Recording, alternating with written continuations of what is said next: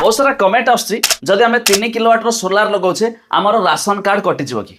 तो आजिकल देखुए बहुत सारा लोक कौन प्रधानमंत्री सूर्य घर योजना अधीन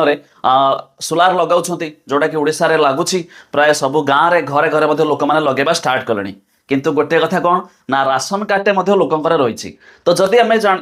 पूर्व सूचना था कौन ना 3 किलोवाट इलेक्ट्रिक कनेक्शन नेले राशन कार्ड कटि होता 4 व्हीलर थे राशन कार्ड कटि होता किंतु जदि आम 3 किलोवाट सोलार लगे दौचे भाई राशन कार्ड रहिबो तो वीडियो रे जानिबा शेष पर्यंत देखंतु ता पूर्व लाइक टे करिवे सब्सक्राइब करनथला सब्सक्राइब पाखर था बेल आइकन को दबाई दियंतु। फर्स्ट ऑफ ऑल देखंतु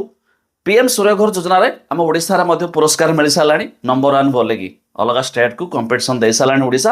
आ खास करके ओडिसा भितर बालेश्वर मध्ये नंबर 1 रहिछि सोलार लगाइबारे भेंडर एठी अधिक अछंती जो माने घरे घरे मध्ये सोलार लगाउछंती तो जो माने आपण लगेलेन कि नै निहाती कमेंट करके जणेबे। एबे आसीबा मेन टॉपिक ऊपर को जोटा कि एथरे कोन 1 किलोवाट जोटा टाटा पावर थ्रू लगा होची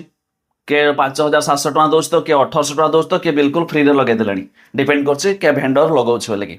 किंतु ये जो 2 किलोवाट 3 किलोवाट डायरेक्ट आम 3 किलोवाट ऊपर को आसीबा जार जनकर 1 किलोवाट कनेक्शन अच्छे पूर्वर या तो हाफ किलोवाट कनेक्शन पूर्वर अच्छी बट से 3 किलोवाट सोलार टे लगे देइछंती पीएम सूर्य घर योजना अधीन जे कौन सी कंपनी लगे थांतु जमिति कि हम ओडिसा टाटा ओआरई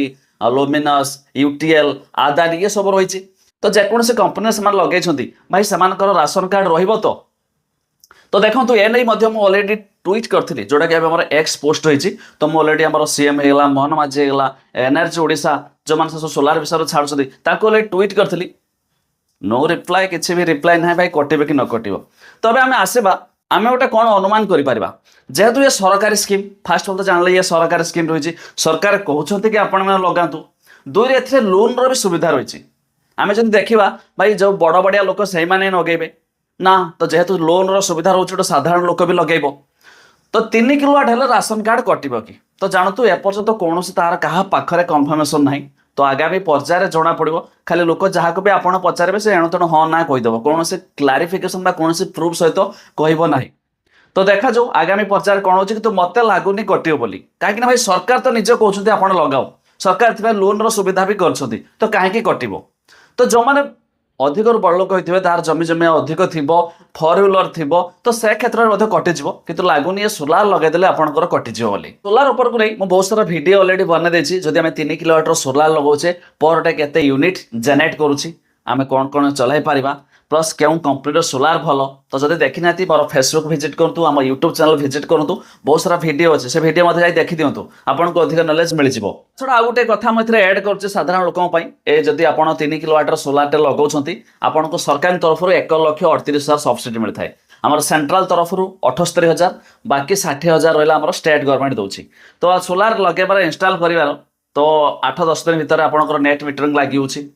तार जस्ट जो कहवा टोटाल 1.5 मास भितर 1.5 मास भितर सब्सिडी खाता को पड़े आस फास्ट 78,000 आसूसी 78,000 मिलबार गोटे सप्ताह भितर आम स्टेट गवर्नमेंट जोटा कि सब्सिडी आउ बाकी 78,000 सॉरी 68,000 से छाड़ दौरान 68 60,000 कौन कौन कही तो जहाँ भी हो तो ये गोटे सप्ताह भितर आसी बट टोटाल आपको 1.5 मास भितर ये सब्सिडी भी आसी तो जदि आप लोन वगैरह करछंती तो जेहेतु ये सरकारी स्कीम नॉर्मली देखंतु आपण माने गोटे गाड़ी लोन हो गोटे पर्सनल लोन हूँ 9 ରୁ 12% हिसाब से आपको लगी था इंटरेस्ट बट जेहेतु सरकारी स्कीम तो आपको हाएस्ट 6% हिसाब से इंटरेस्ट लगुच जोटा कि आजकल साधारण लोकटे नहीं लगे दौरान।